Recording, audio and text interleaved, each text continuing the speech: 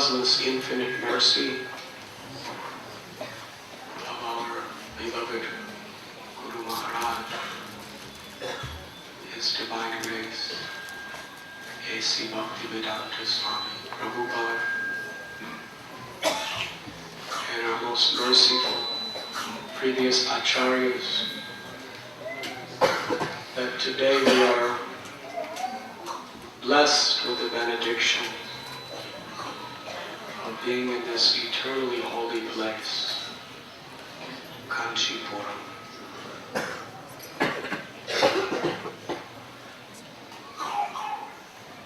In the Sri Sampradaya, there are three most holy and important deities: Ranganath and Srirangam, Varadaraj in Kanchipuram, and Balaji in Tirupati. In the histories of the Alvars, there are profuse prayers glorifying these forms of the Lord. Especially in the life of Sripad Ramanujacharya, the more we dive deeply into these most illuminating pastimes, the more our hearts overflood with gratitude to have the opportunity to be here in this holy place and have the darshan of the Lord in this form.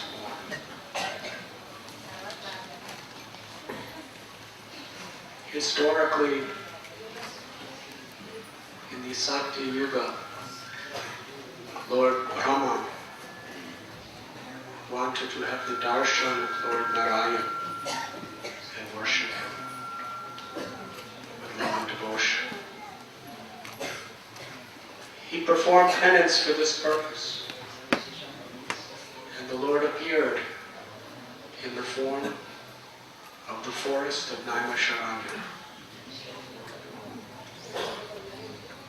But Brahma wanted to see the personal form of the Lord. So he carried on with his tapasya. In reciprocation, the Lord appeared in the form of water,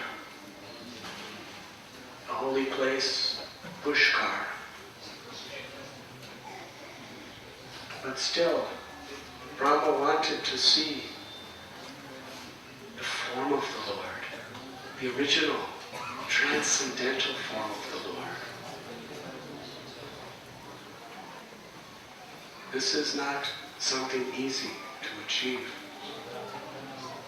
Brahma was told that he would have to perform 1,000 Ashwamedha yagyas in order to receive this benediction. Lord Brahma, he pleaded, he begged. This will take a very long time, and it's very difficult. So he was given a benediction. Go to Kanchipuram, where any spiritual act of devotion is multiplied by 1,000 times over other places.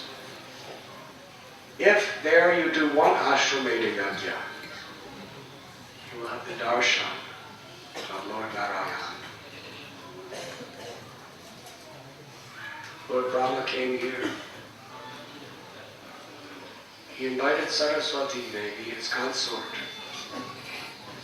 but for inconceivable pastimes regarding the Lord's pastimes, she was not accessible. So he began the yagya. And like any yagya, impediments will come. It is the mercy of the Lord. In the age of Kali, there was only one yagya that is recommended in the Vedas to achieve the ultimate goal of life. It is not the fire yagya. the yagya of the chanting of the holy names. In fact, Srila Prabhupada in Vrindavan, he had the high priests amongst the Brajvasis to perform days and days of yagyas. And in the meanwhile, the devotees were off to the side doing Nam Sankirtan. And Prabhupada writes in purport that the real installation that invited the deities to come was the sincere devotional chanting of the holy names of the devotees.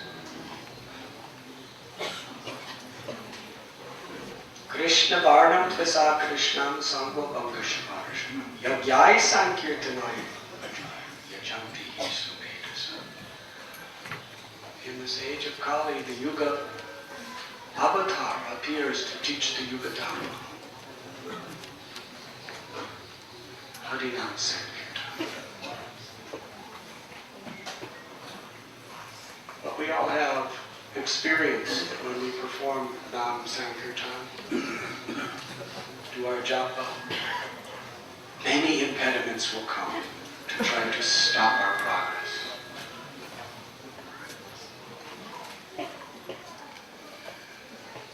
Do any of you have that experience? Yes.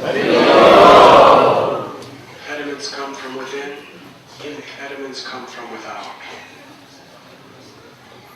But those impediments are coming by the will of the Lord. Because in the face of those impediments, we either have to perish,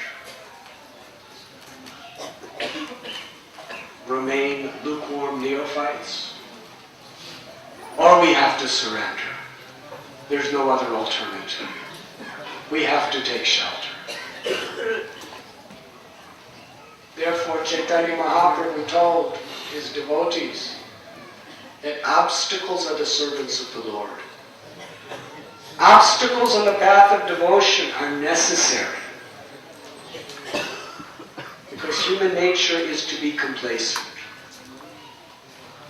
Human nature is to be ritualistic. Even in spiritual life, it is a strong tendency. And none of us are exempt. We all have this human nature. That we take sacred things to be ordinary. And even when we perform our religious duties, they become routine, they become ritualistic. We chant the names of the Lord just to get the number done without really taking shelter. We come before the deity in a lackadaisic way.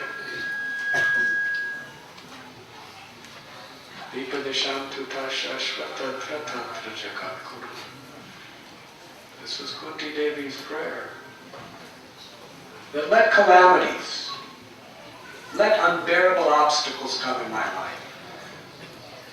Because then I have no other alternative but to really take shelter of you in great need.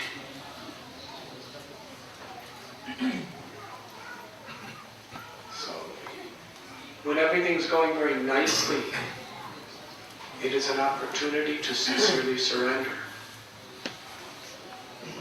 But when things go against the grain of our plan or expectations, when there's crisis, disaster, great impediments, a sincere devotee does not lose faith, does not lose enthusiasm. A sincere devotee understands this is a benediction. Now I have no alternative but to take shelter, to surrender. In fact, actually that is what bhakti is about. Taking shelter. I am not the doer.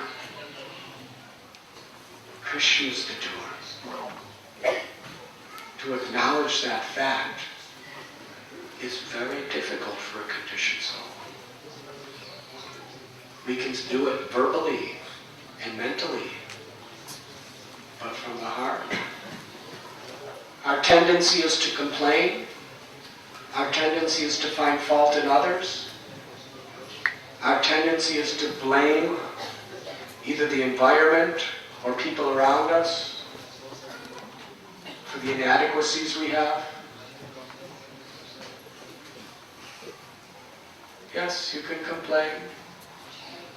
And you can convince the whole world of the truth that justifies your dilemma. But there is a problem. You make zero spiritual advancement by doing so.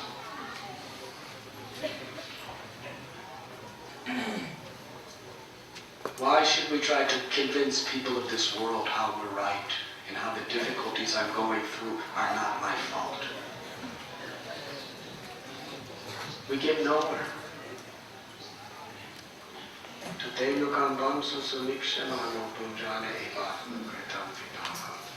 This was spoken by Lord Brahma.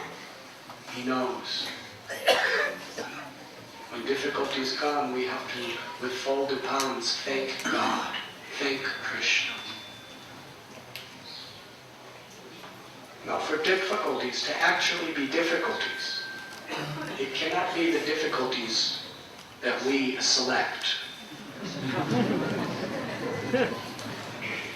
Krishna, I will surrender to you with this difficulty or that difficulty. I have a whole list of difficulties in which will help me surrender. But the problem is this. If it's on your list, it's not really a difficulty. The real difficulties are things that come that really we don't want, really we didn't expect, or even if we did expect it, it was what we were praying not to happen. Getting stripped naked in the assembly of gurus was not on Draupadi's list. But it was worse than death, and she took shelter of Krishna. Being bereft of all of his wealth, his reputation, being rejected by his family members and all of his friends, was not on the list of the Avanti Brahma. But it was just the medicine that the doctor ordered for him to surrender to Krishna wholeheartedly and follow in the footsteps of the great souls. So today it is very hot in this very beautiful mandap. And there is not much circulation. Are any of you suffering?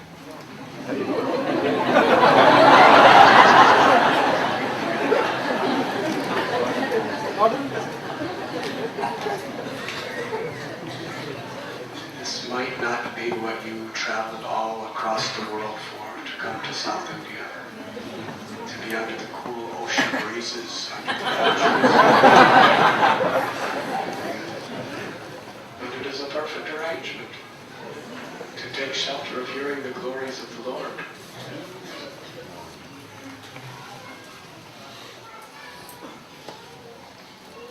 So many obstacles came in Lord Brahma's execution of his yagya. First, a great river came, massive river, that was just going to wash away the entire yagyashala. Then Brahma took shelter of the Lord, and he appeared as Vekasetu. The Lord appeared as a deity sleeping on Ananta Shesha, and he was like a dam that stopped the flow of the river. Vegavati River. And then demons created complete darkness. How do you perform yagya in complete darkness?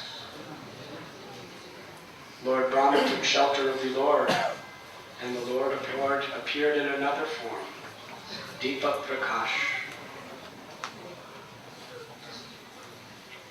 and created wonderful light. Then the demons sent a ferocious beast, Sarabha,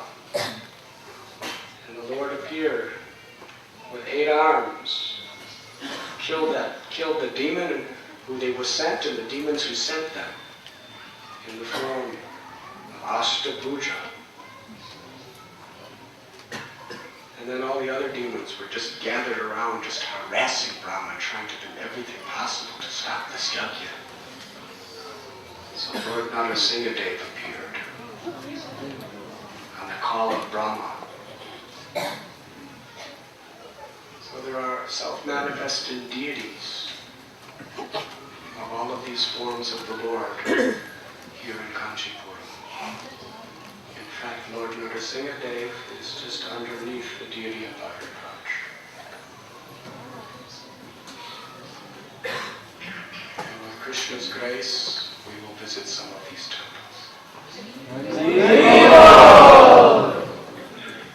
But most importantly, Brahma performed his yagya. And at the successful conclusion of the yagya, in which he prayed with pure devotion for Lord Vishnu to appear. Because please understand, it is not just the ritual of the yagya that invokes the presence of the Lord. It is the feeling, the intention in which it is being offered. That is why yagyas by Brahmins who really don't care anything about you, are just doing it for money, the effect is very minimal. The Brahmins who are performing in a spirit of compassion to help you, who are doing it with great faith and devotion, their offerings are very pleasingly accepted by the Lord.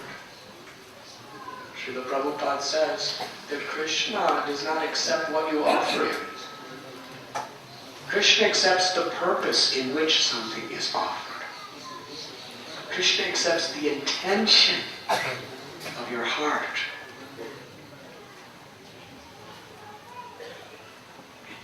And therefore it is very important to have very pure-hearted priests and very pure-hearted pujaris. Because the intentions and the purpose and the purity of their offerings is very much what the Lord is accepting.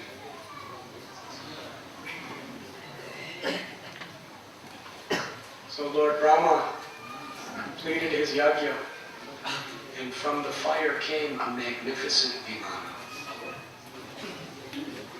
And within that vimana was the Supreme Personality of God in his beautiful four-armed form. And because he came to the world to be the king of all bestowers of blessings, his name is Varadaraj.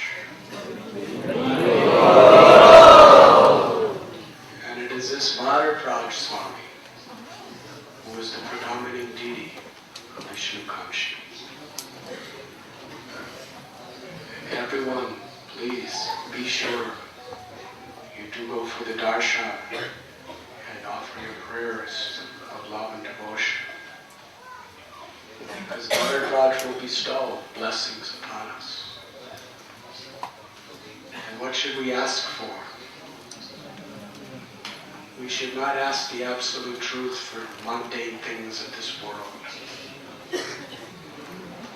We should ask the absolute truth, Sri Varadaraj, for the highest blessing.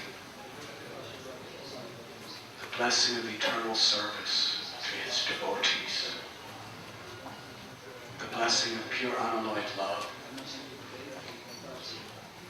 unconditional in all circumstances.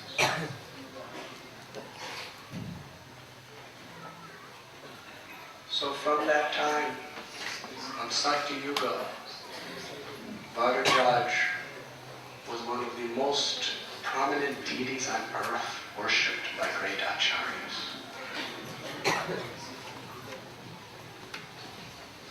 Now I'd like to speak something about some of the great acharyas that had such an impact in the world and in our lives. Especially Sripad Ramanujacharya.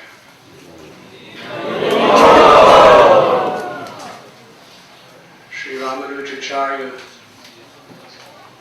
resided here in Kanchipuram and daily worshipped Sri Varadaraj.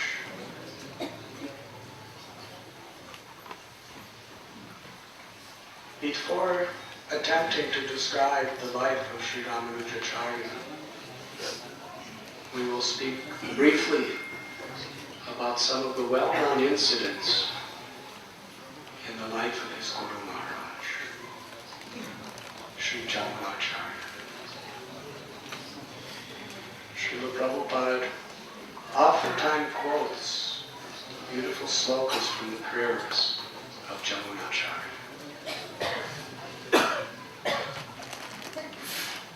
One quote is, "I was so much attached to enjoying the pleasures of this world.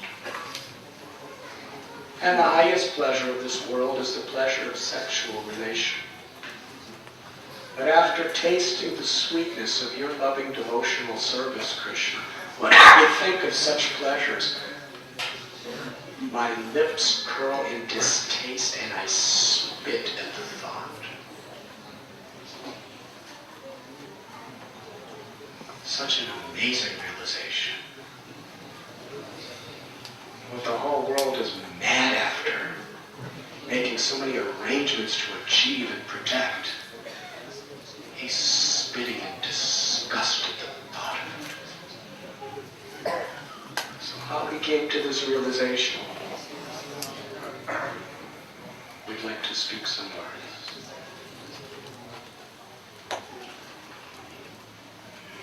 There was a very great saint of the name Naka Muni. Very learned scholar, very pure heart, born in a very esteemed Brahmin family. Naka Muni was not only a scholar and a devotee, but he also practiced mystic yoga and has various siddhis. His son was Ishwara Muni. Ishwara Muni was married. Together the family went on a pilgrimage. They especially went to the northern provinces and visited Vrindavan. There they saw the 12 forests, Gokul, Mahavan, Kadiravan, Bahulavan, Kamyavan, Vrindavan, Mandiravan, Bhadravan, Varadaraj, Talavan, Mudiravan, Lohavan. And they did parikrama of Govardhan. And especially they took their baths and worshipped the holy river Jamuna. When they returned to Madurai, which was their residence, Ishwara Muni had a son. And in glorification of the Jamuna river, they named him Jamunacharya.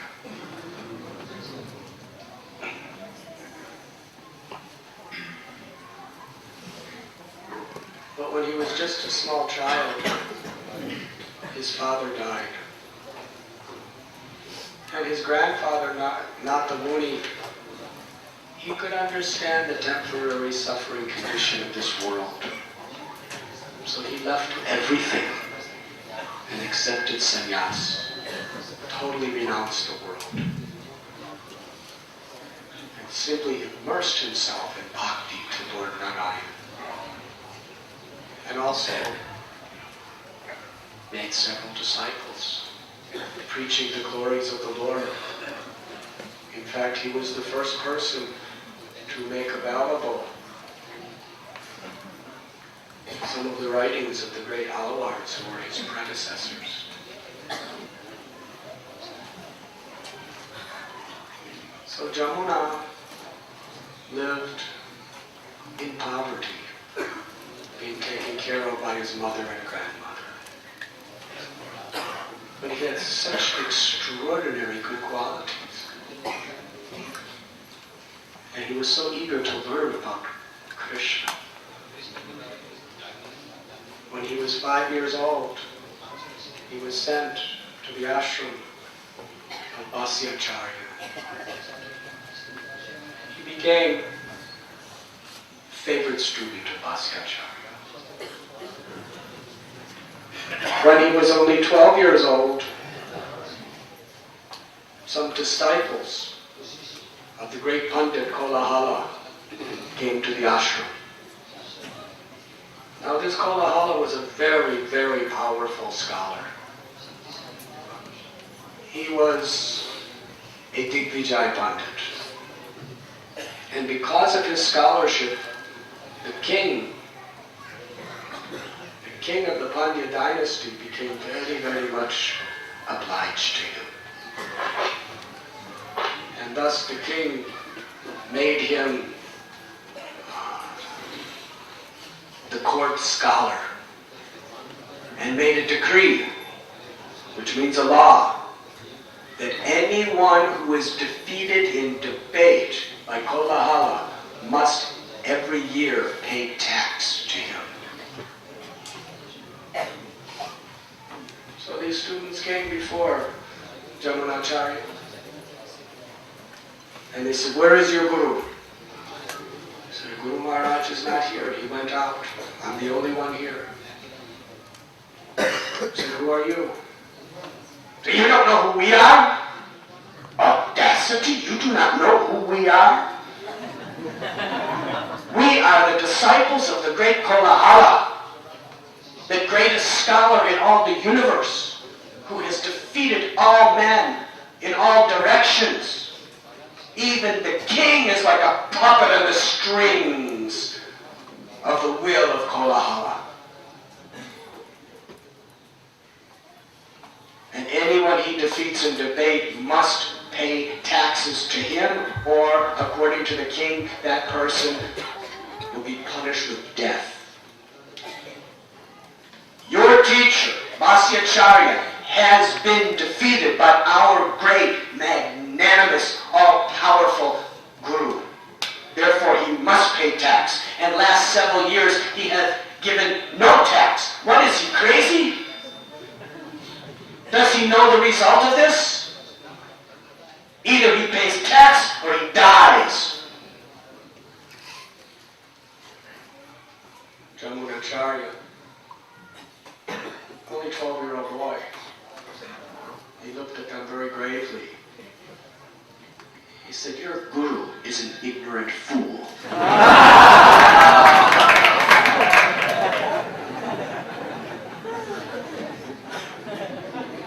How do I know this?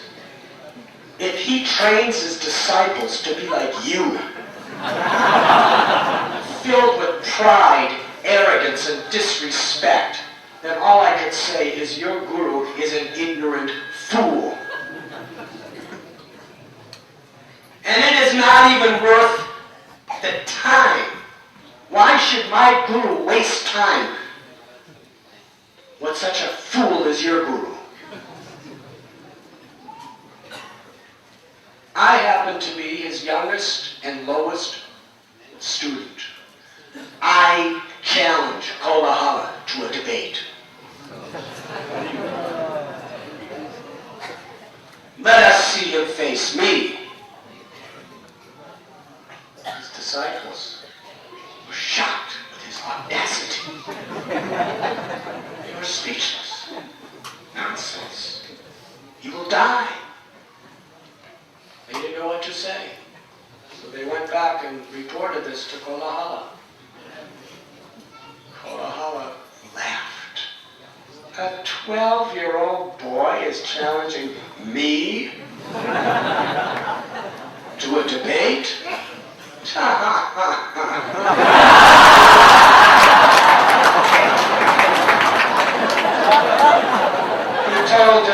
told the king. The king was laughing.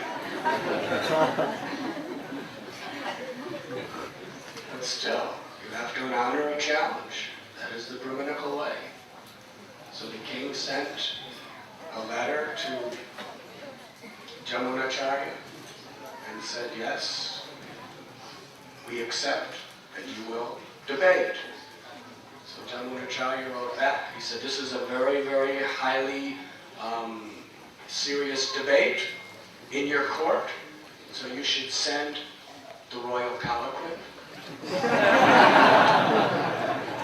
And you should send Brahmins singing mantras and military guards and everything to bring me on procession to your court. So the king agreed. And meanwhile, the whole town of Madurai was just amazed with this. It was unbelievable. The majority of the people were thinking that this little boy is going to be crushed in a matter of seconds before Kolhapur. But there were many Brahmins who were already defeated by him, and they were praying. They were praying to the Supreme Personality of God. Please empower this boy to crush the pride of Kolhapur and to find powder.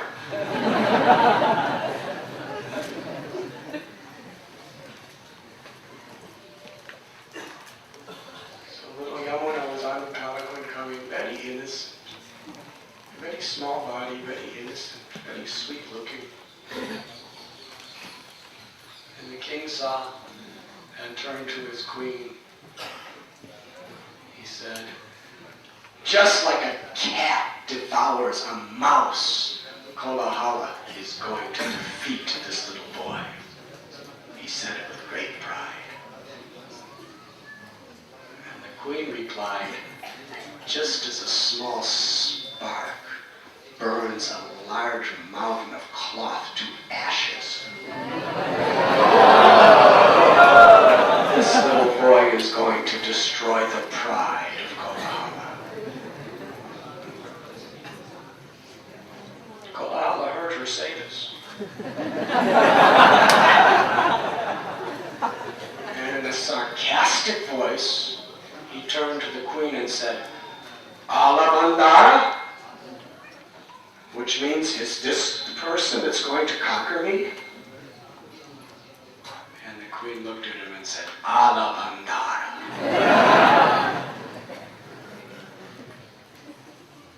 So they faced each other. Everyone was intensely watching. It was the match of all matches.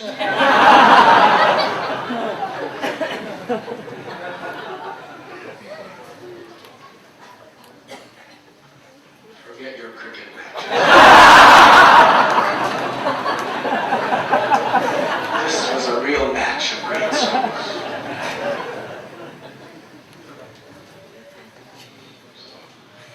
Kolhapur began to present various difficult arguments. But little Yamuna easily answered them. Now when Bhashyacharya heard that his little, youngest 12-year-old student is going to debate Kolhapur, who totally defeated him, he was very worried. But Jamunacharya said, no, Guru Maharaj, don't fear at all. By your mercy, I will defeat him.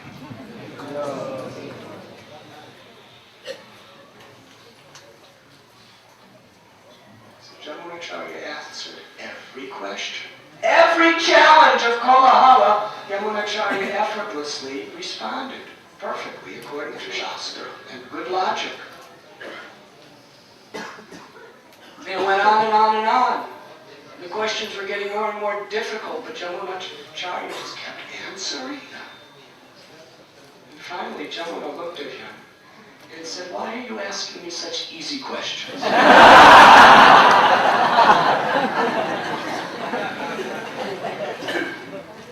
You're not giving me any difficult questions.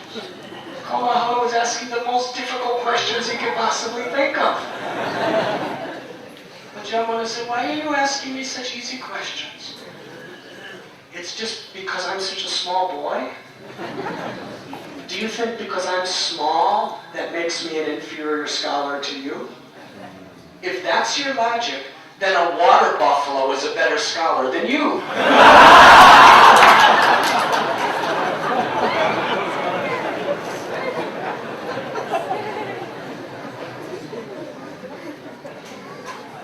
Kolhapur was dumbfounded. He said, then you ask me questions. Little Jamuna, he said, I have 3 propositions that I will present to you. And I want you to defeat the propositions that I present.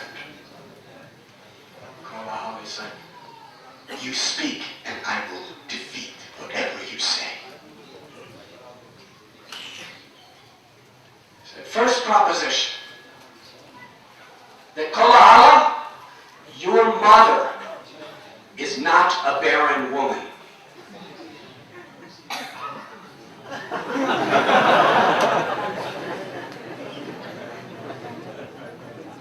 First time in his life, Kolhapur did not have an answer. How could he prove she's a barren woman? If she was a barren woman, he would not be alive to talk about it. He was dumbfounded. People started to laugh. He became very embarrassed. Yamunacharya said, oh, you cannot answer that question? Please defeat my second proposition. That the king is a supremely righteous man. And he is filled of piety and religion. The king is standing right there on his throne. If he were to start speaking bad things about the king, he would be dead. He was absolutely silent. The queen was watching. Oh, you cannot answer the second? Well, defeat my third proposition. That the queen is chaste and faithful to her husband, just like Savitri. At that point, Kolhapur exploded with anger. You are making such aparads! You are offending! How could anyone, if I tried to prove that the queen is not a chaste woman, or that the king is not a pious man, I will be killed! You should be killed for bringing up such nonsense, offensive arguments. You must die unless you can answer these questions. Answer or die. And if you offend the king or queen, your life is finished. So there was the audience. The supporters of Kolhapur. They were saying, yes, yes, he should answer these questions or die. But all the Brahmins who really wanted Yamunacharya to win, they were saying, that was not part of the arrangement. Nowhere was this clause that he had to answer his own questions. The fact is that Kolhapur did not answer. He's lost the debate. Why don't you admit it? Why are you adding this nonsense? And then there was a big fight between the crowd. Yamunacharya said, everyone be quiet. Shanti. I will answer my questions. I will defeat these 3 proposals. There was pin drop silence. First proposal. Oh dear Kolhapur, that your mother is not a barren woman. According to Manu Samhita, a woman who only has one child is considered a barren woman. And because you are the only son, your mother is declared by Shastra a barren woman.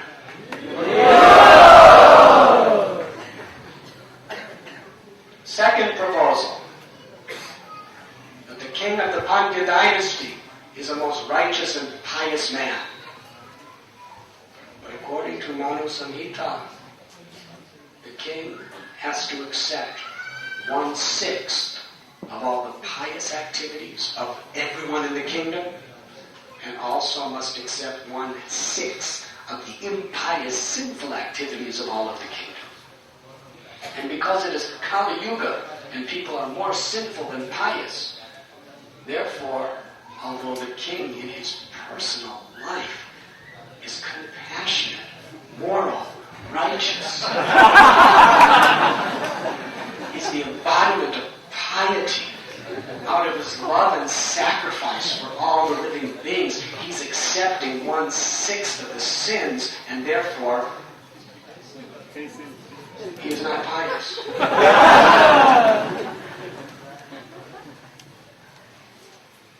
And the third proposition, I ask you to defeat this, that the queen is faithful and chaste only for her husband.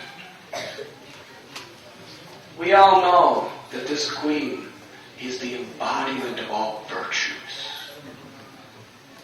She is perfectly pure in her heart.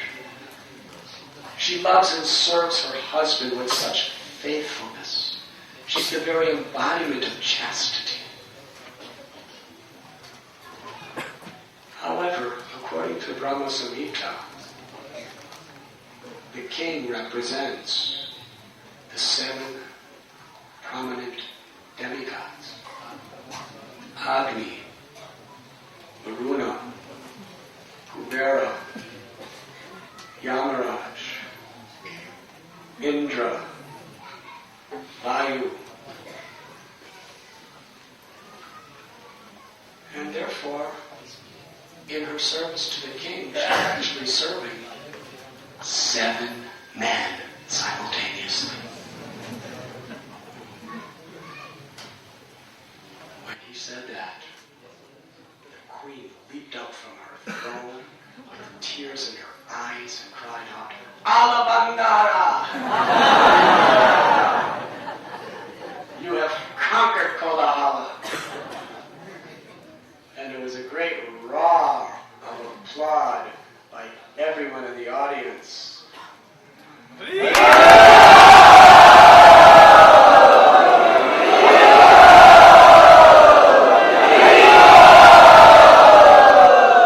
King jumped up from his throne, put a garland on little Yamuna, and embraced him.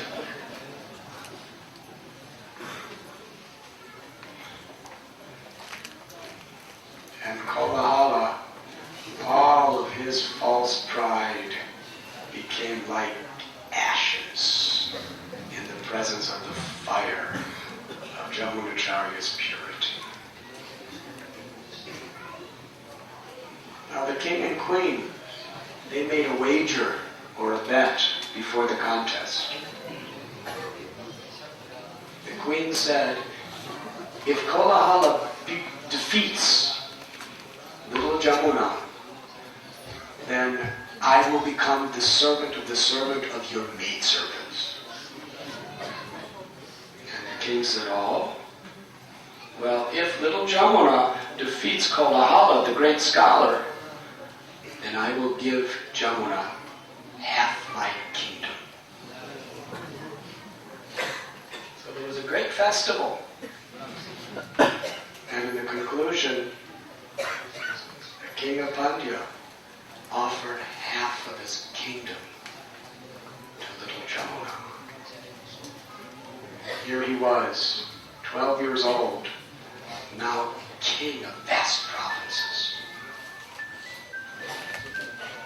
And when neighboring kingdoms heard that there was just an inexperienced 12-year-old boy in charge, they started sending their armies to invade and plunder him and conquer him. But Jamuna was so intelligent that he just picked up the military and political systems very quickly and organized his troops and defeated everyone that came. Not only did he defeat all aggressors, but he was sending his armies to expand his kingdom.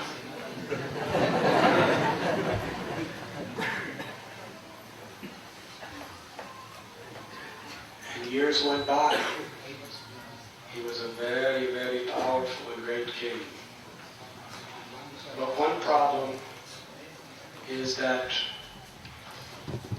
he was totally distracted from his spiritual practices.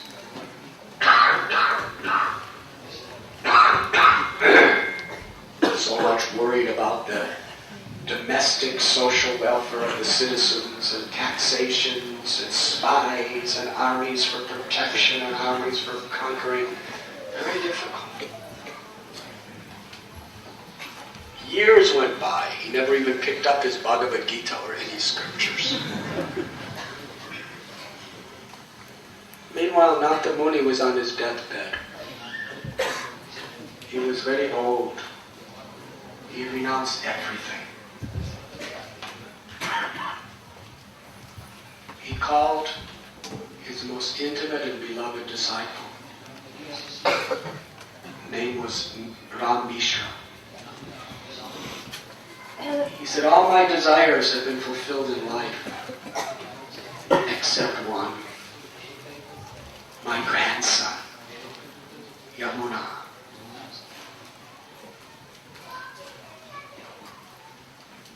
He's so much attached to his kingdom, and he's so much attached to all the pleasures of his kingdom, and all the amazing sense gratification that's come with it.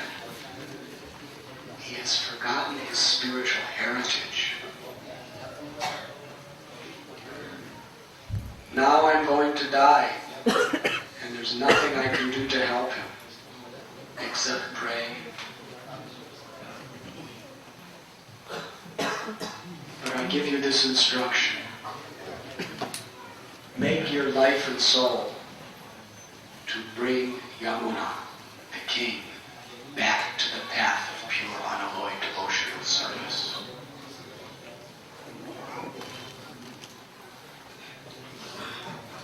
So Ram Mishra came to Madurai, and he went to the palace. And there were so many kings of other provinces, and so many wealthy people, and so many ministers and Brahmins coming to meet him. He waited for days. He was just a very unknown, unimportant person. He may never get an audience with the king.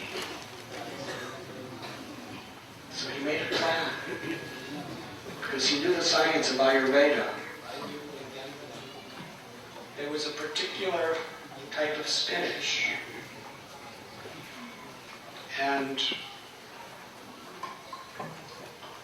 that spinach was not only very delicious, but it brought out the good qualities in a person. It made them healthy and quite effulgent, and helped them to think very clearly.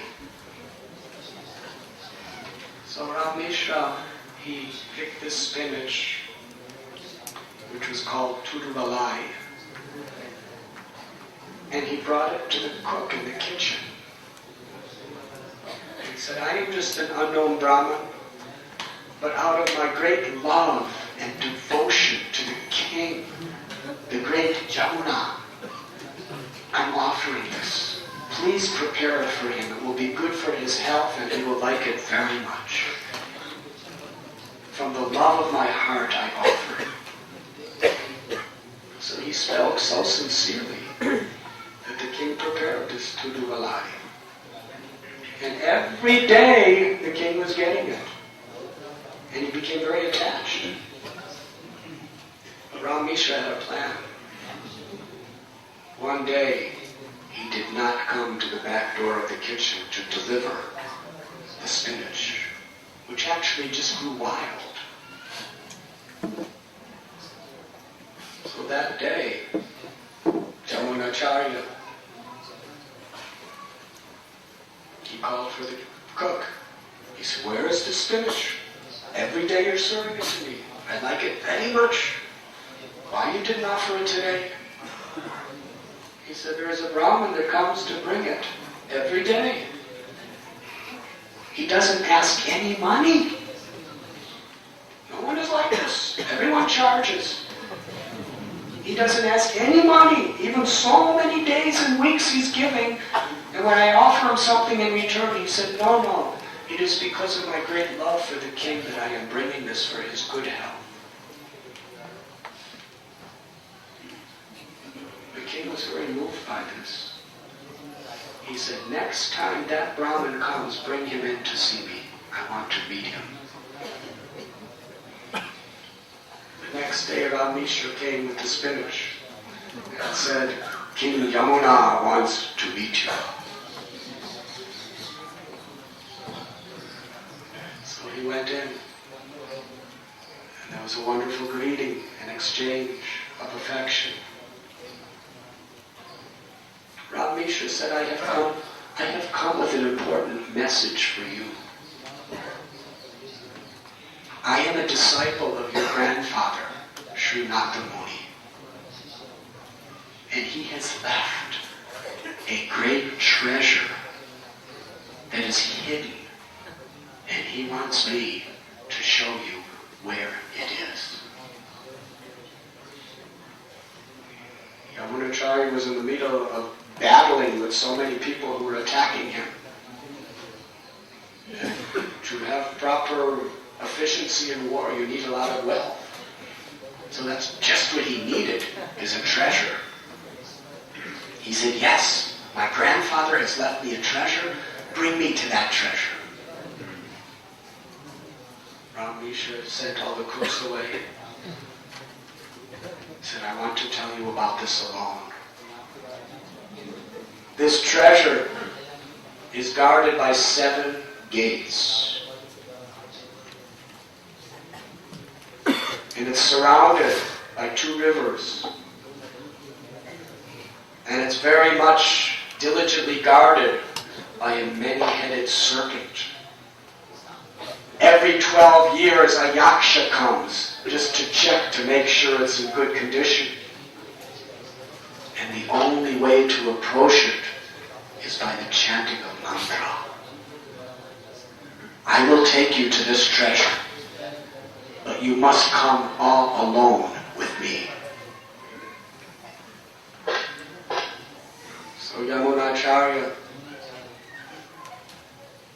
he dispatched his duties to his senior leaders, and he left alone with Rameshwar.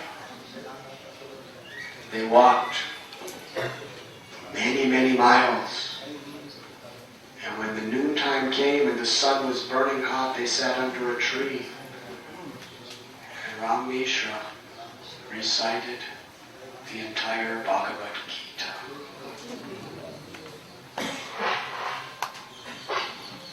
Every day he did like this. When they would sit down to rest in the noon, he would recite Sri Bhagavad Gita. It was the first time Yamunacharya had heard Bhagavad Gita since he was a small boy of 12 years old. It transformed his heart. He fell at the feet of Rameshwar and said, you are awakening the spiritual essence within my being that I have so long forgotten. Thank you, thank you. Rameshwar said, why don't we just stay here for many days and hear Sri Bhagavad Gita? So Rameshwar, according to how he heard from Nata Muni, was describing the beautiful passages of Sri Gita. And Yamunacharya, just by hearing the words of Lord Sri Krishna, was becoming detached from material life and attached to the loving service of the Supreme Personality of Godhead. And finally, when Rameshwar recited the 8th verse of the 12th chapter of Gita, where Krishna says that one should fix one's consciousness on me, one should fix one's mind and intelligence on me alone, and then I will bring you back to my abode. Jamunacharya began to weep and cry, besides himself, in ecstasy. He fell at the feet of Ram Mishra and said, I'll never go back to my kingdom. My life will only be for the loving service of Krishna. In fact, I do not even want the treasure that my grandfather has left for me. I will remain with you in the renounced order of life, worshiping Lord Krishna. Rameshwar said, but it is my duty to bring you to the treasure that your grandfather has left. So they walked on, and they went through 7 gates in the holy Kshetra of Sri Lanka, which is surrounded on 2 sides by the Kaveri River. And they went into the altar, and there they saw Anantashesha, who was guarding the Lord, protecting the Lord. And it is said that every 12 years, Vibhishan, the Yaksha, comes to do puja for the deity. And by chanting the mantra of the holy name, Jamunacharya was given darshan of Sri Radhanath Swami. Ram Mishra said, this was the only treasure of your grandfather's life. And it was his prayer that you received this treasure. So Yamunacharya gave the majority of his kingdom to other Pandya kings. And he also took a part of his kingdom, specifically put it in the name of Ranganath. For all of the wealth would be used to serve Sri Radhanath Swami in Sri Lanka. And he lived in the simplest way as a renunciate. He became so illustrious. His humility, devotion, and vast scholarship soon made him the most prominent saint in all of South India. He became the indisputable acharya of the entire Sri Sampradaya, which began with Lakshmi Devi at the beginning of creation.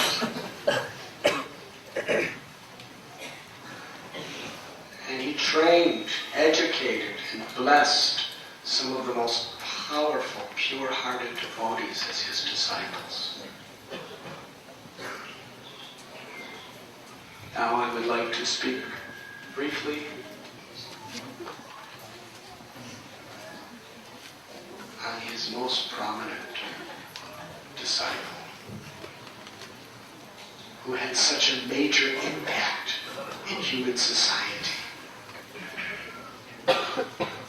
and by whose life and teachings has a very deep effect on all of our lives.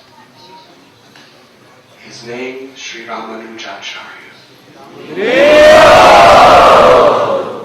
In Srila Prabhupada's books, he praises Ramanujacharya. Jiva Goswami very deeply drew from Ramanujacharya's teachings to write his Sandarbhas. In fact, his philosophy is so very close to the Achintya Veda Veda Tattva philosophy of Lord Chaitanya Mahaprabhu.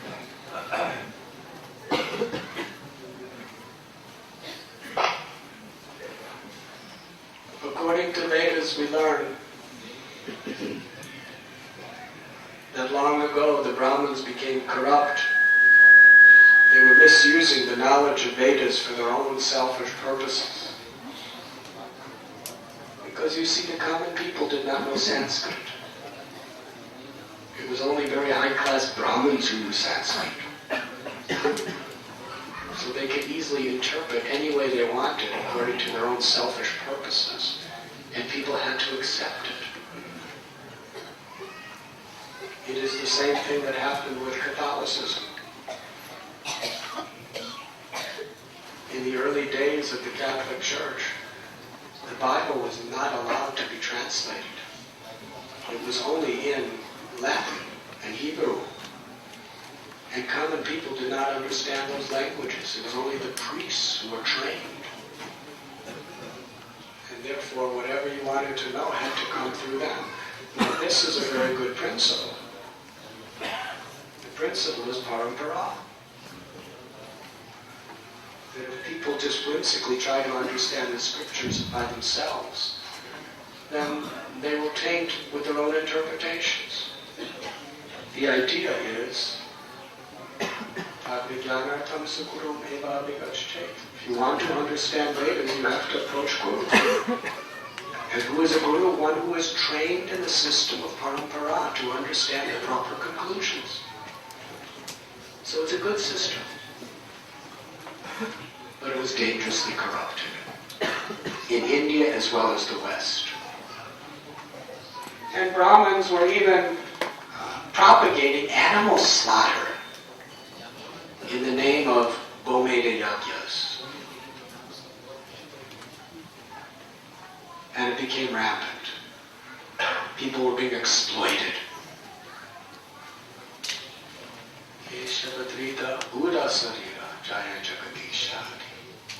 So the Lord appeared as Lord Buddha and taught ahimsa, non-violence, compassion to all living beings, self-control, how to control the mind and senses through meditation and through good works. But in order to do so, he had to discard the Vedas because they were too much misinterpreted.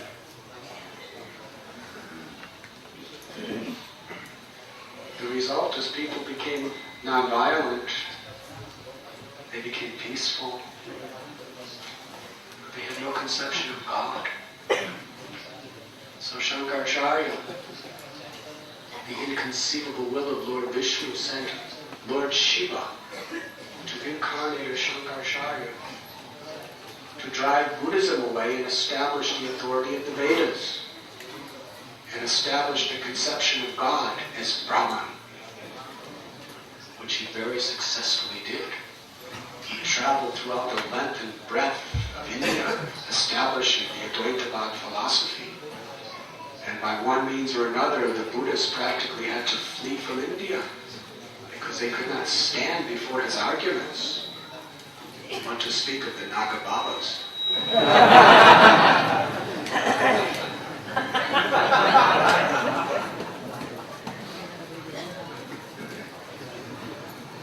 They were like Shankaracharya's patrol force.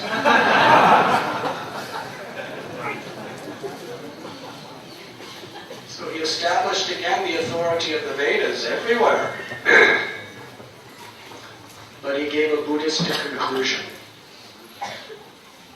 Essentially, nirvana means that existence beyond material duality, that existence of total eternal void, where there is no pleasure and no pain. There's simply pure being.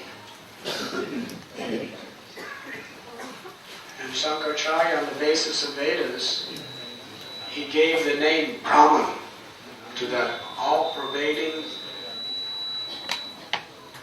formless, supreme, absolute God. He talked about God, but God was like that. It was Ramanujacharya who, more than anyone else in history, established the personality of Godhead as the essence of all the Vedic knowledge, and bhakti as the only way of approaching it.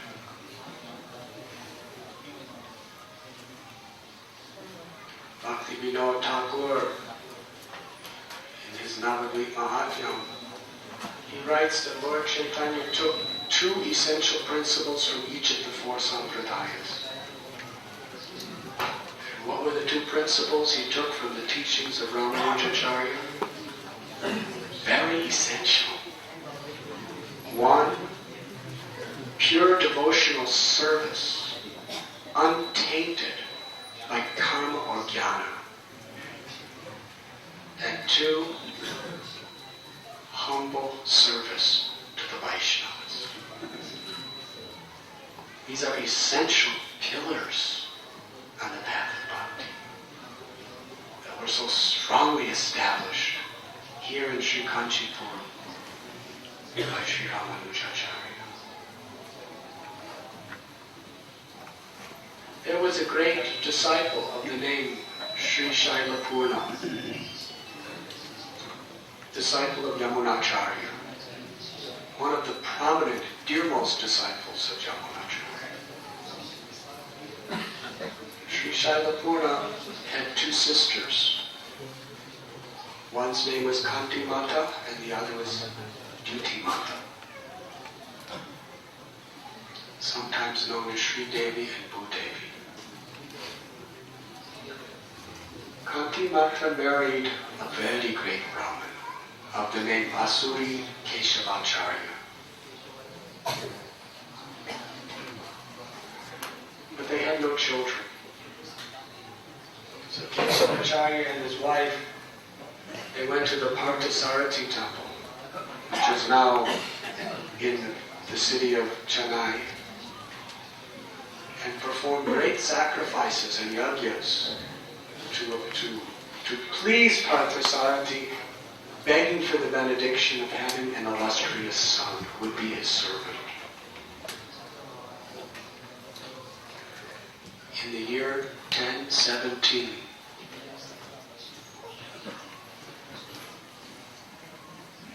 about 900 years ago,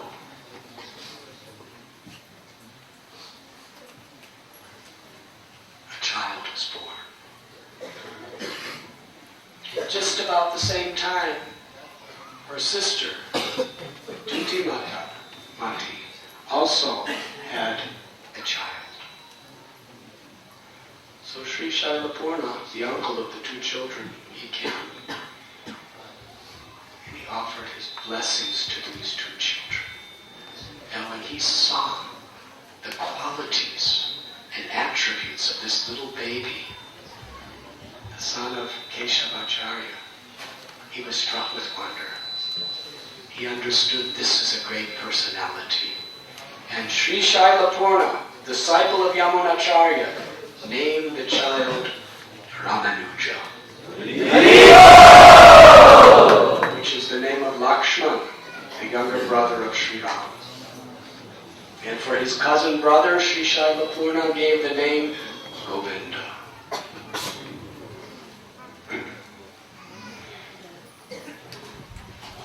This took place in the village of Shripuramputur, where we may be visiting tomorrow. The birthplace of Sripad Ramanujacharya.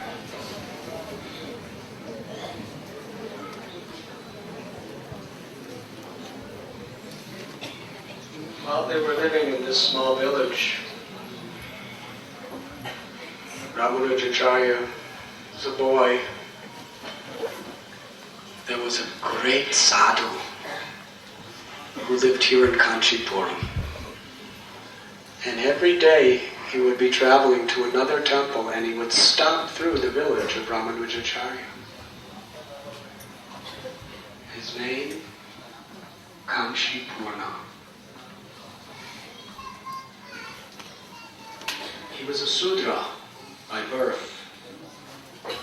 He was one of the most intimate, loving disciples of Yamunacharya. But although he was a Shudra, at a time when people were very much classified by their castes, even most respected Brahmins offered him all respect and honor. When Ramanujacharya one evening was coming back from school, he happened to see this humble, gentle, loving devotee. Ramanujacharya's heart melted upon seeing him. He even heard so many nice things about him. Oh, you are Kanchipuram. Please come to my home and honor prasad. Kanchipuram responded to the love of Ramanujacharya. Ramanuja personally served him prasad with his own loving hands. And after prasad, Ramanujacharya begged permission to massage Kanchipuram. Kanchipuram refused. He said, you are a Brahmin of the highest order. And I'm a Shudra. I'm the lowest of men. I am not. It would be a very, very irreligious thing for me to allow you to massage me. No, it is not possible. Ramanujacharya cried. He said, you are a great devotee. If my being born in a Brahmin family does not allow me to worship a great devotee like you, then being a Brahmin is most inauspicious and condemned. You are Krishna's dear devotee. One who is a pure devotee with no material desires, he is the real Brahmin. Kanchipuram was very pleased to hear Ramanujacharya's great faith and devotional service. They became dearmost associates. That night, all night long, Kanchipuram enlightened Ramanuja in subjects of Krishna. And a very historical relationship was established. Their hearts binded with pure unalloyed love for each other.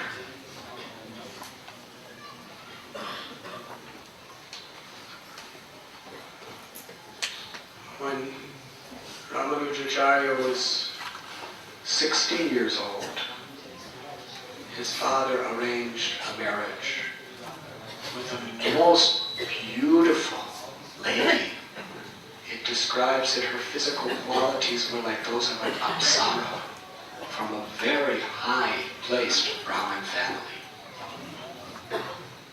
But just a month after their marriage, a great tragedy took place.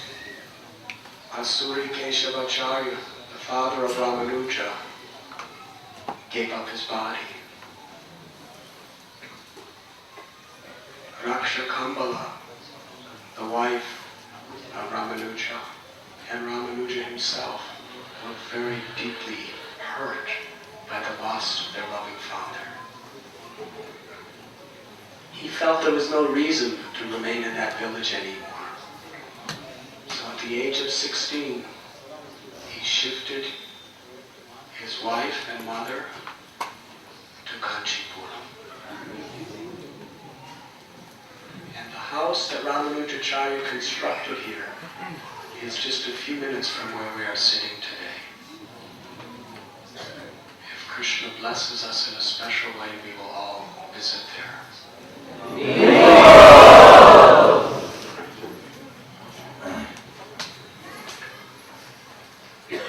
He wanted to deeply study the scriptures. And at that time, in Kanchipuram, the most famous of all teachers was named Yadava Prakash.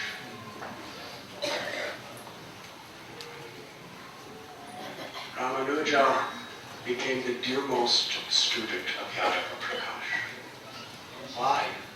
Because anything he taught, he tried so hard to learn. He would master any subject by the end of the day. But more than that, he was so humble. He had such a deep service attitude. He was always respectful to others. This very much won the heart, not only of his teacher, but everyone in Kanchipuram.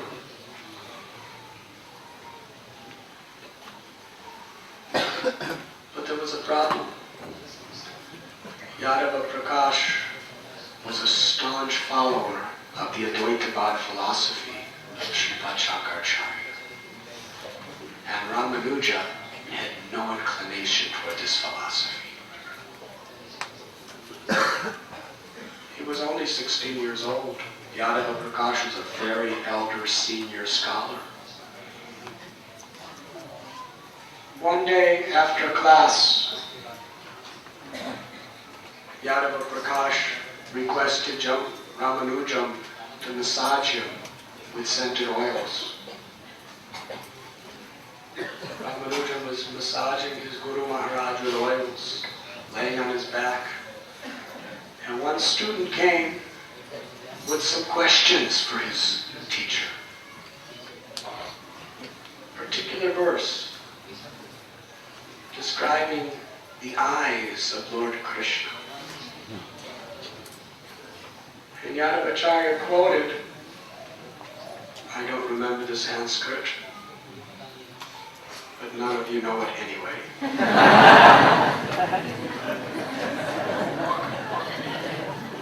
So I might as well just speak the English translation.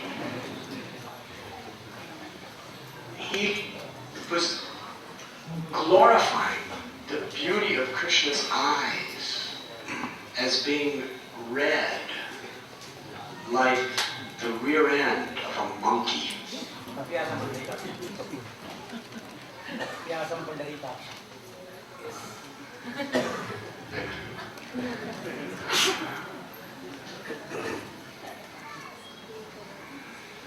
Ramanujam didn't say anything, but his heart was so hurt by hearing this description that tears, hot tears, were flowing from his eyes and falling on his teacher's body. Yadava Prakash felt his hot tears falling. He said, what is it? What is it? Why are you doing? Why are you crying? Why are you so disturbed? And Ramanujam said, I cannot accept this description. And he gave another translation of the same Sanskrit verse.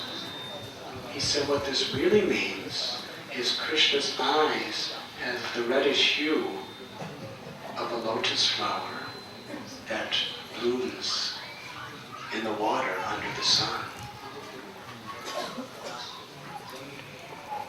Yadava Prakash could not defeat that. However, he was very disturbed. He said, are you challenging Srila Shankaracharya's explanation? Do you claim that you know better than him? That was the first confrontation. Ramanuja, out of politeness, would not argue with his teacher. But sometimes things just became so disturbing he could not contain himself. One time during class in front of all the other students, he was describing the Lord, the Absolute Truth, as Satchidananda, with no form, with no characteristics, with no qualities, and how everything in existence is simply an illusion, doesn't exist. And Lord Chaitanya said, when a sincere devotee hears Mayavada philosophy, denying the form, the qualities, the pastimes, and the names of the Lord as being illusion, it breaks their hearts. They cannot tolerate it. So Ramanujacharya said, this is not what Satchidananda means. The Lord has an eternal form, and He has eternal characteristics, and He has an eternal abode, and we are all His eternal servants, and He has various energies, and everything that exists is not an illusion. They are all manifestations of the energies of the Absolute Truth. Therefore, they are real, but material life simply is temporary manifestations of the Lord's eternal energy. Yadava Prakash could not defeat him. But at that time, Ramanuja became his enemy. Yadava Prakash spoke to some of the other faithful students. He said, this boy Ramanuja, he is going to destroy and spoil the sanctity of Sripad Shankaracharya Siddhanta.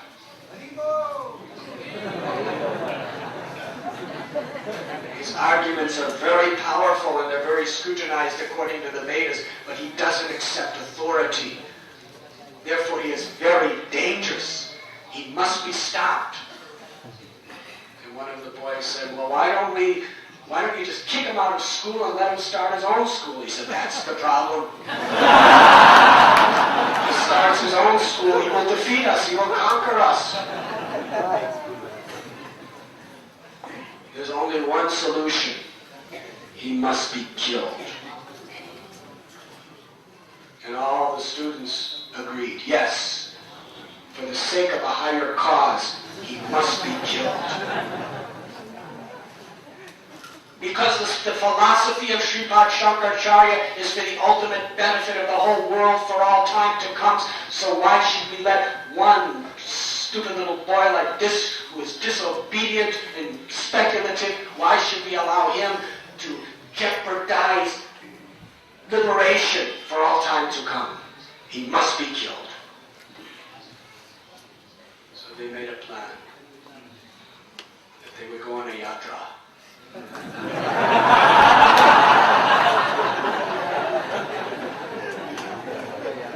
Now we have come to Kanchipuram on yatra.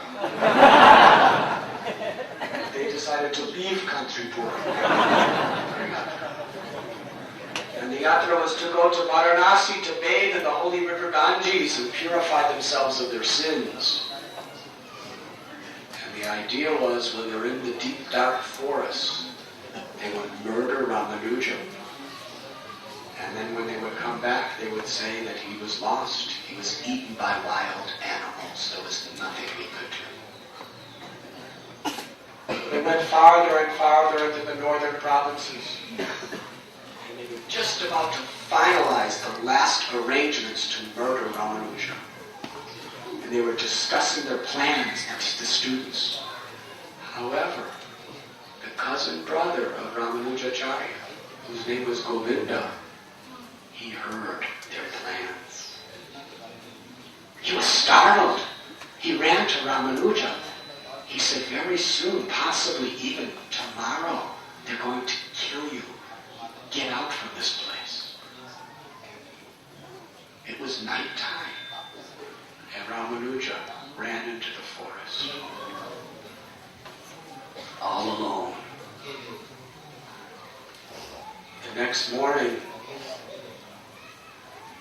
Yadava Prakash called for the students. Ramanuja was not there. He sent his students everywhere searching for him, but they could not find him. They were in bliss. They were sure that he was eaten by some wild animals and he's dead. But because Govinda was there, they all started crying and lamenting, oh, such a great loss. And Yadava Prakash was preaching to Govinda, I'm very sorry this happened, but after all, he's not this body, he's the eternal soul. And he's certainly on his way to Brahman, to liberation. So there's nothing to lament. But inside they were very happy. So little Ramanuja, he was only 18 years old at this time. He was all alone in the jungles. He didn't know which direction to go. And he happened to meet some hunters, some bird hunters. And they saw him, such a young boy. Where are you going? Why are you here alone? He said, I am trying to go to my home in Kanchipuram. They said, oh, that's where we're going. We are going to Kanchipuram.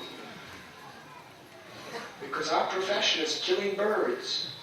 And we want to go to Kanchipuram to have the darshan of Varadaraj and also to Rameshwaram. And by going to these holy places, we are hoping to be relieved of the sins of our killing birds. So you come with us. We will take you there. So they walked some distance.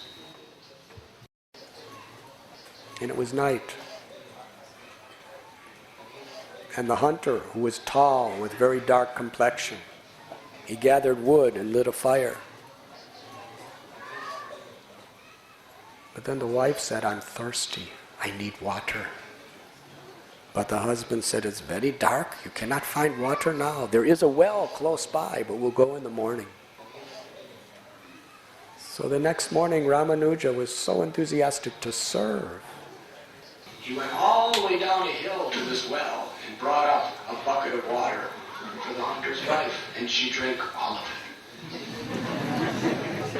I said, would you like more? She said, yes. So he went all the way down the hill again and got another bucket of water and brought it up, and she drank everything. So he ran down again 3 times, and she drank everything. He ran down again 4 times, and when he came back, she was gone. And he was gone. And he didn't know where they were. And then he happened to look over the trees, and he saw the Gopurams of Shiva Kanchi and Varadaraj Swami's temple, and he realized he was in Kanchipuram.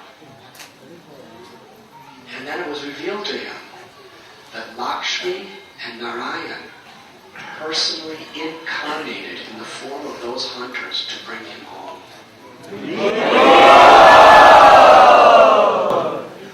Otherwise, he would have surely died in the wilderness.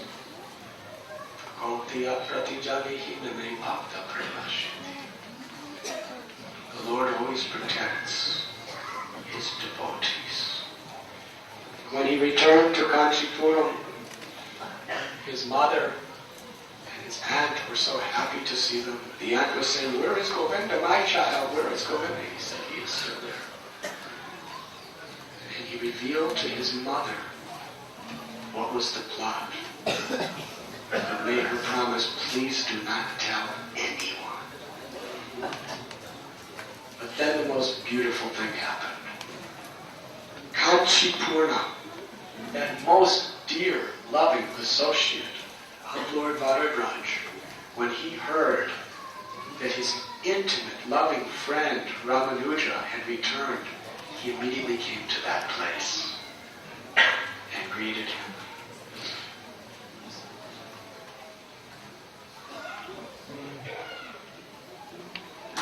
Govinda, the cousin of Ramanuja, when he was in Varanasi, he worshipped Vishwanath Kashi and became very deeply devoted. And in that experience of great love for Kashi Vishwanath, he went into the Ganges to take a bath, and an ancient Shiva lingam he found, made that his Ishtadev. And he decided to stay in a place called Kalahasti, where he worshipped Lord Shiva with his life and soul. Meanwhile, Yadava Prakash returned to Kanchipuram and was shocked with misery to see Ramanuja's here. But he pretended he was in bliss.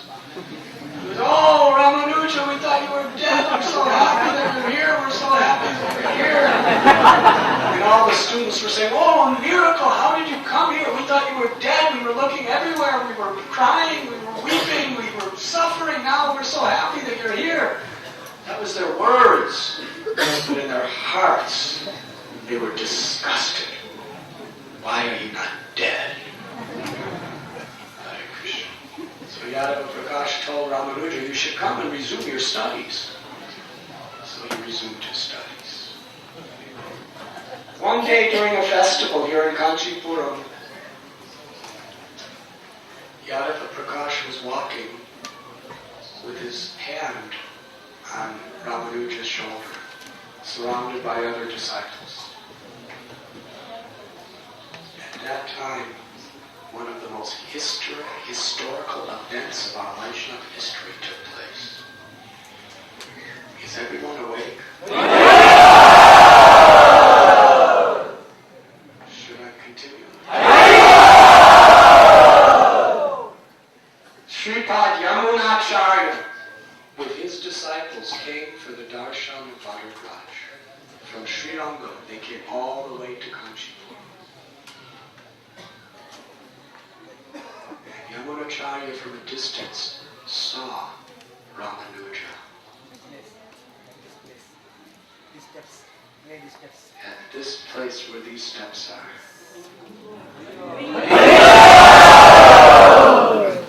That is where Yamunacharya saw Ramanujacharya. And his heart melted with love. Previously, Yamunacharya had read some of the beautiful writings of Ramanujacharya, glorifying pure unalloyed love for Lord Vishnu. And he knew he was a pure devotee in heart. And Ramanuja was so effulgent with love of God. But Yamunacharya could not tolerate seeing him with Yadava Prakash, who was a staunch, envious Mayavadi. Yamunacharya so much wanted to just go up and embrace Ramanuja, but he did not want to be close to the association of Yadava Prakash. So Yamunacharya prayed at the lotus feet of Varadaraj to deliver Ramanujacharya from this bad association and bring him into the association of devotees.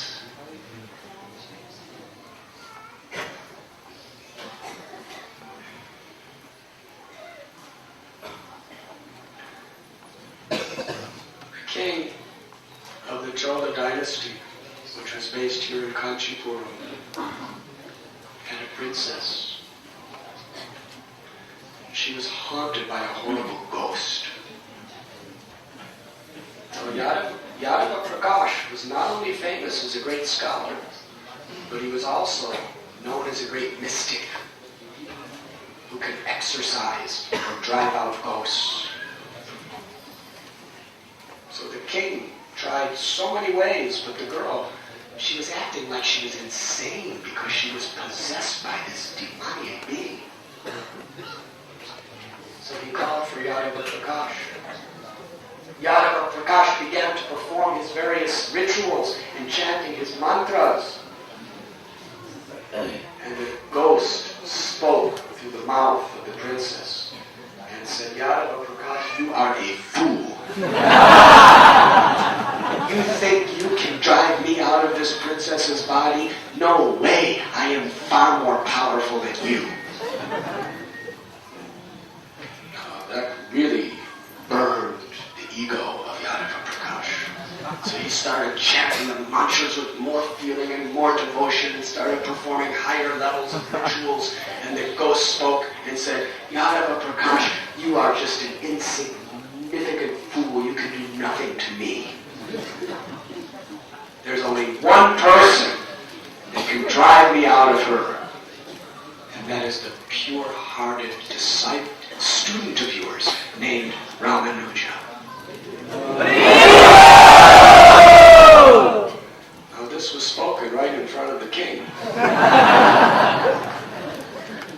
So although Yadava Prakash hated Ramanuja, he was socially obliged to bring him. Ramanuja came. He was just young, 18, 19 years old. Started chanting some mantras, and then the ghost spoke through the princess's mouth and said, your heart is pure.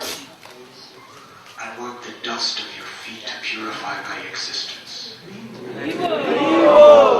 Place both of your feet on my head, and then I will leave.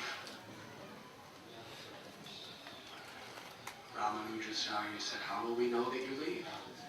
He said, I will leave the princess, and the highest branch of the banyan tree above us, I will break it and it will fall down.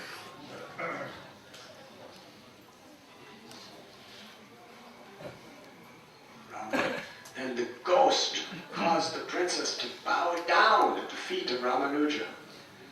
And he placed both of his lotus feet on their heads. And immediately, the branch was broken. And the girl, it was like she just woke up from a dream. And she looked around and everyone was looking at her and she didn't know what was happening. She asked, what's happening? And someone said, you've been haunted by a ghost. So she felt very embarrassed and she ran to a secluded place. Shri Ramanujacharya ki Jai! Everyone was happy except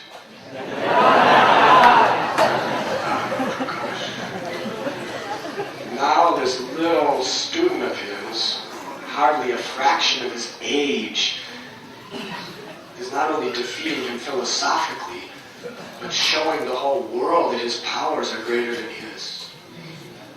So Yadava Prakash, the next time they had a confrontation between Vaishnava philosophy and Mayavad philosophy, he said, get out from the school, you are expelled.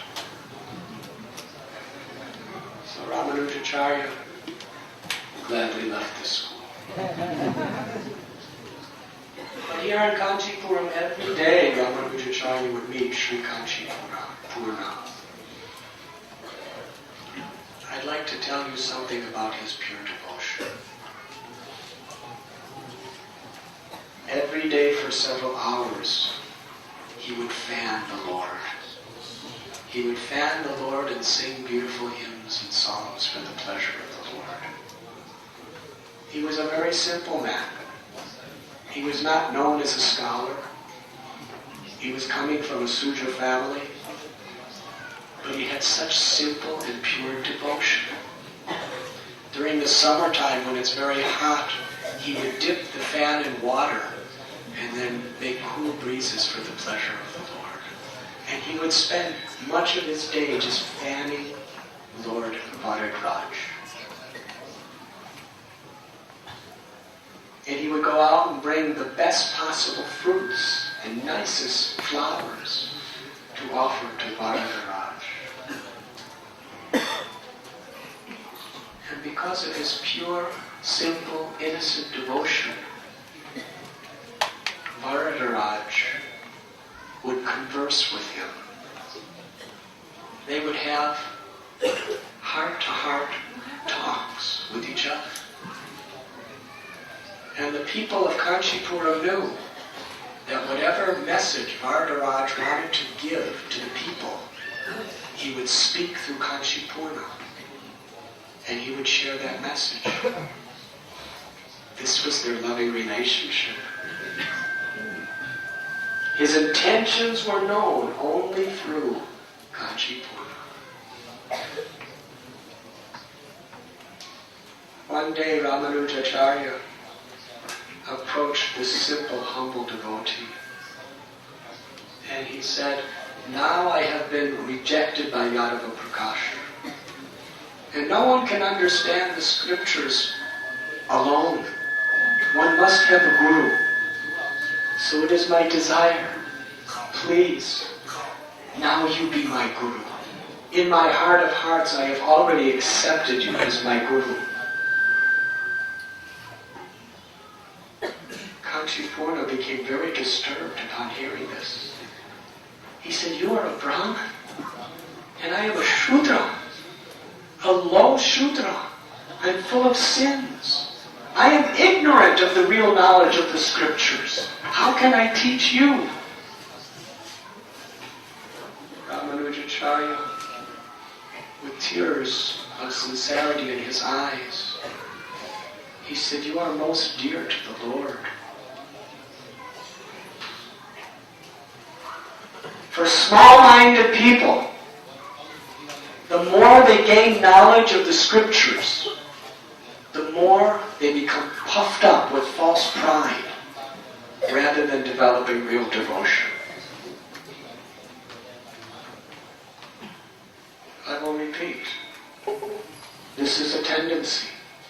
That the more we become learned in the scriptures, instead of awakening devotion, it will awaken false pride, ego, which is the greatest enemy to real devotion.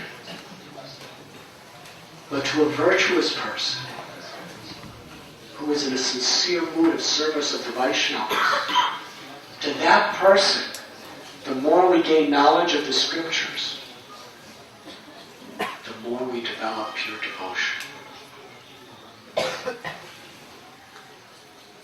He said, you are the Lord's intimate associate. Your simple service has conquered the heart of the Lord. Therefore, you know all the conclusions of the scriptures. Please, please, instruct me. Kanchipuram told Sri Ramanujacharya, every day you should bring one pot of water to offer to Varadaraj. How wonderful. Ramanuja was such a great scholar, such a high Brahmin, and this is the service he's given. Such a simple, menial service that anyone could do. So every day, very faithfully, with a heart of great devotion, he would climb down to the same well that the hunters asked him to get water from. And he would bring a pot of water for Varadaraj.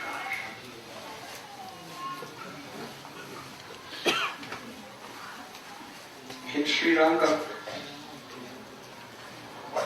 the great Acharya Yamuna became ill. By this time he was very old. One of his most loving senior disciples was Taruvaranga. Taruvaranga wanted to ask for last instructions before Gurudev were to leave this world.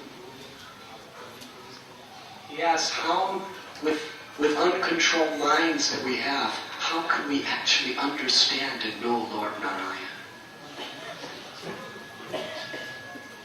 Yamunacharya gave these instructions. He said, you must serve the pure devotees. By serving the pure devotees, one's false ego is crushed. And you should also serve the deities with flowers and with fruits, following in the footsteps of Kanchipuram.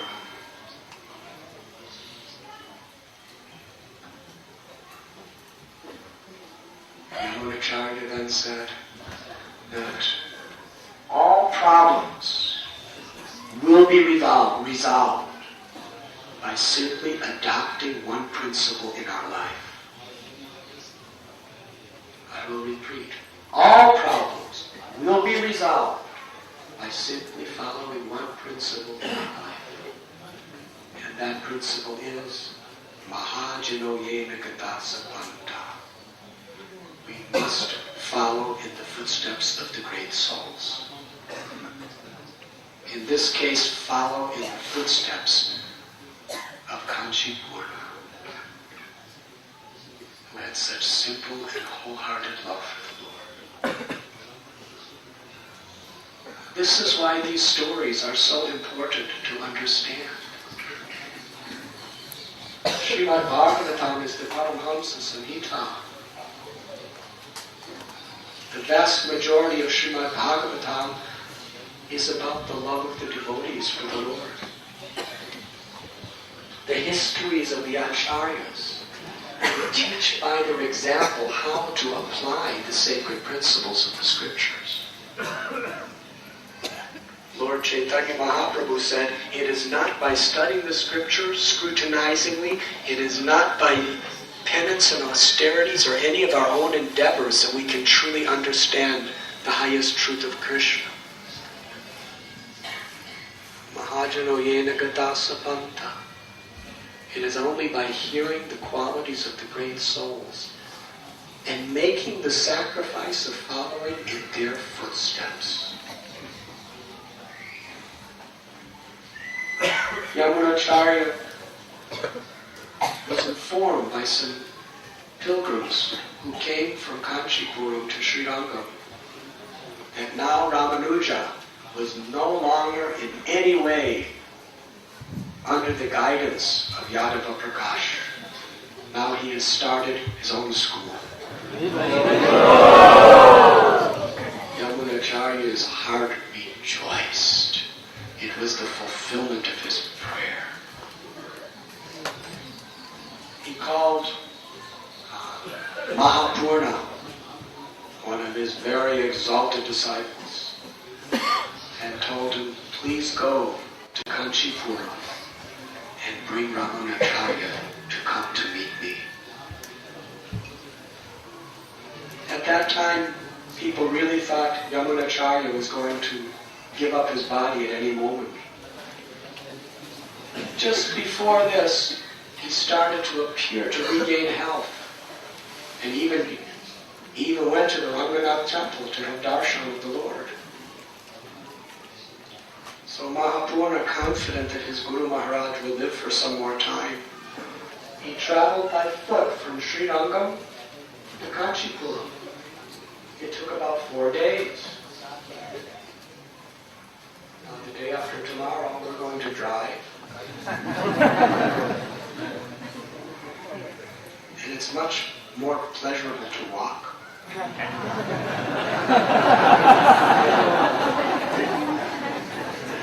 Because of the passionate lifestyles that we are all living, we simply do not have time.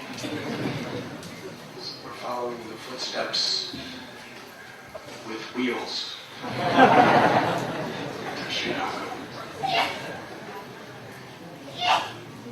So he traveled for 4 days until he arrived in Kanchipuram. And when he arrived in Kanchipuram, he met his godbrother Kanchipurna, who brought him in before Varadaraj. Varadaraj is fanning him, talking to him and singing to him. Kanchipurna fanning and singing and talking to the Lord.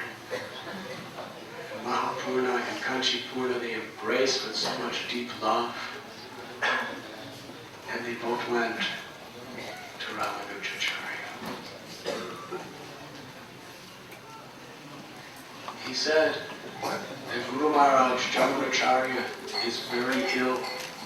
He wants to see you before he leaves this world. Ramanujacharya was overcome with emotion. I am so low. I am so insignificant. I am so sinful. How is it that the great Yamunacharya is thinking of me in his last days? I do not deserve this. Let us go. Mahapurna said, well, shouldn't you at least inform your wife and family that you're going? He said, when Guru's order comes, that is the only priority of life. There is no time for family or any other thing. When Guru gives order, we will go. So he left. And they traveled for approximately 4 days. But while they were away, Yamunacharya, he gave his final instructions to his disciples. Fixing his heart and his mind on the great Alvars, who was his previous acharyas, chanting the holy names of the Lord, devotees surrounding him, chanting God's holy names. In a most glorious way, Yamunacharya gave up his life. the whole of Sri Rangam was tormented with the agony of separation.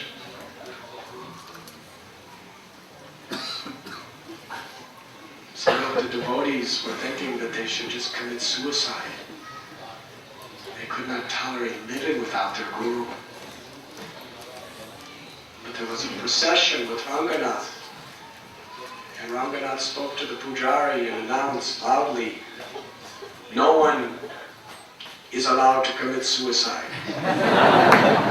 It is a very sinful, irreligious activity." So they gave up those thoughts. Meanwhile, Mahapurna and Ramanujacharya were eagerly going as fast as they could to see Yamunacharya. But when they arrived, they saw big crowds of people weeping and crying. And they asked, "What has happened?" He said, "You have not heard? Yamunacharya has passed away from this world." Mahapurna, one of his foremost disciples, his limbs started trembling and tears were pouring from his eyes. And Ramanujacharya, when he heard the news, just went blind. Tears poured from his eyes, and within a matter of seconds, he fell to the ground unconscious. Mahapurna was trying in every way to bring Ramanuja back to consciousness by sprinkling holy waters upon him. Finally, when he came back to external thinking, they went to the site where Yamunacharya's body was just about to be enshrined in a samadhi. Ramanujacharya was looking at his guru with tears flooding his eyes, his heart melting in ecstasy of separation. Ramanuja saw something peculiar. That three of Yamunacharya's fingers were clenched, closed very tightly. He asked the disciples, "Did he ordinarily close his fingers like that?" They said, "We have never seen him like this. His fingers were always straight."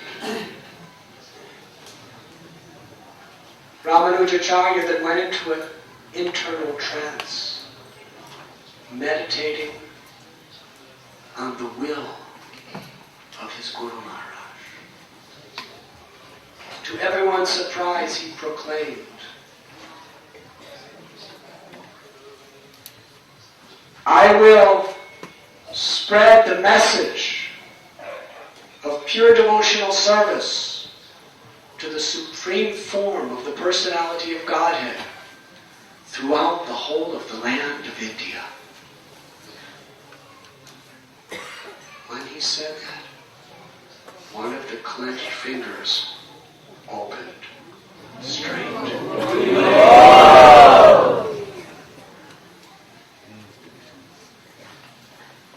He spoke again. In order to establish the pure doctrine of love of God, in order to establish that Jiva is the eternal servant of the Lord and the supremacy of Lord Vishnu, I will write a commentary on Vedanta Sutra and entitle it the Sri Bhasya.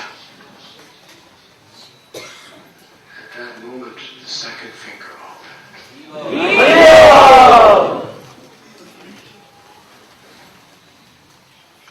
Ramanujacharya understood from the heart of Yamunacharya that in his mission there were three things that were still unfulfilled. He spoke again. In honor of the great speaker of Vishnu Purana, Parasara Muni, I will name a disciple, Parasara. finger opened.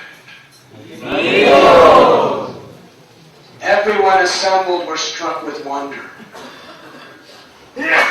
Without exception, all the disciples of Yamunacharya could recognize that Ramanujacharya was empowered to understand the inner heart of their Guru Maharaj, and that he would be the one to fulfill the mission of Yamunacharya in this world.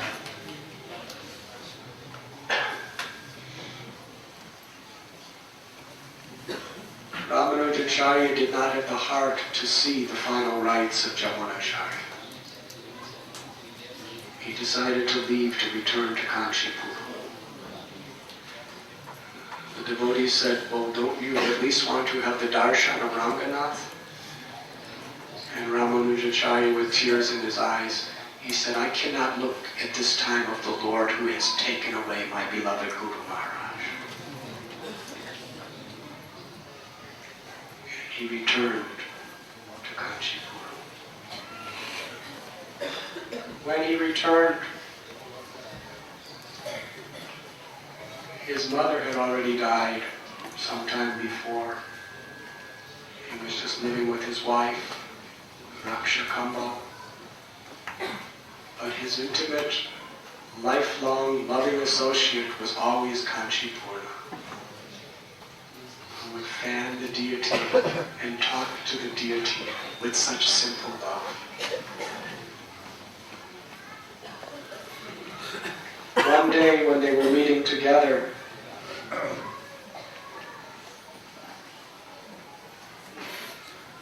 Ramanujacharya pleaded with Kanchipuram. In my heart of heart, I had accepted Yamunacharya as my guru. But before any type of initiation, he has passed away. I accept you as my guru. Please, please, initiate me. Kanchipuram became very disturbed in his heart.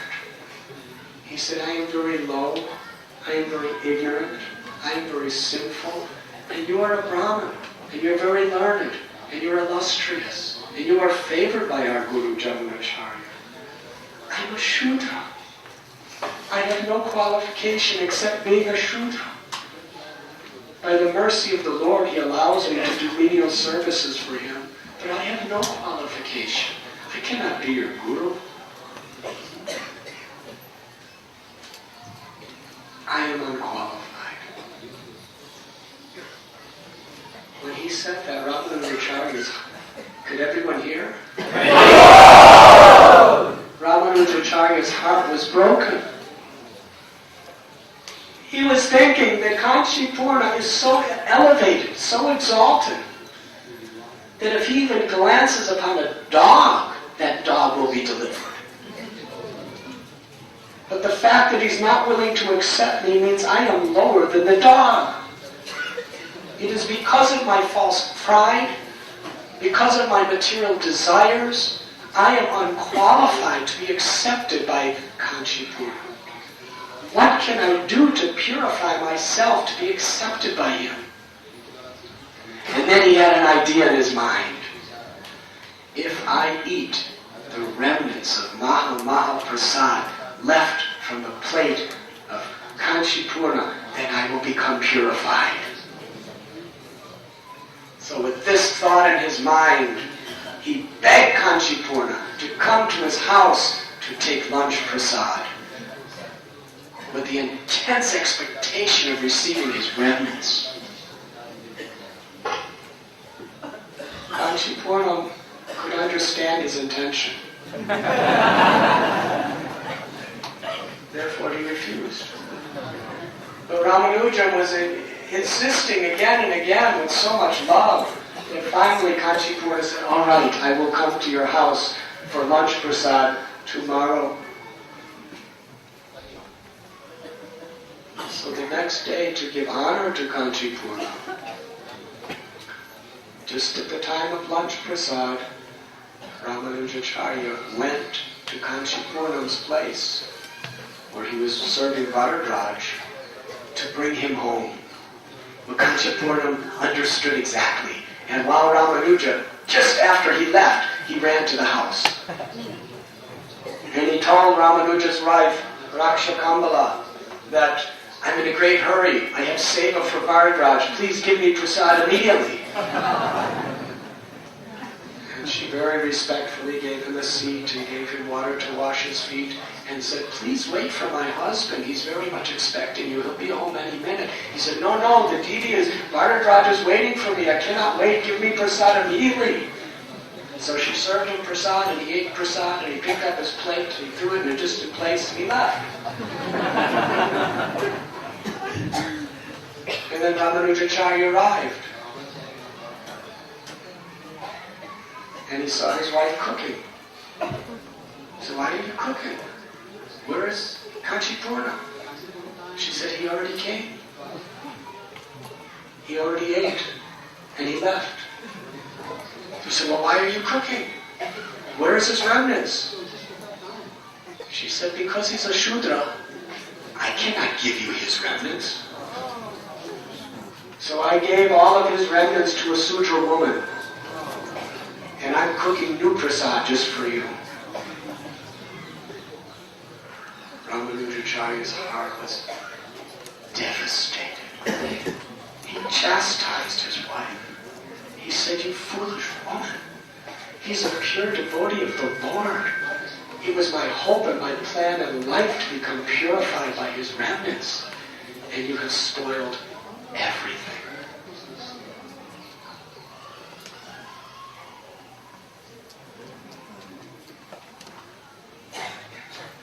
Respected Govinda Prabhu,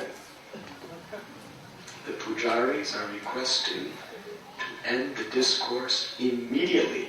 The time is over.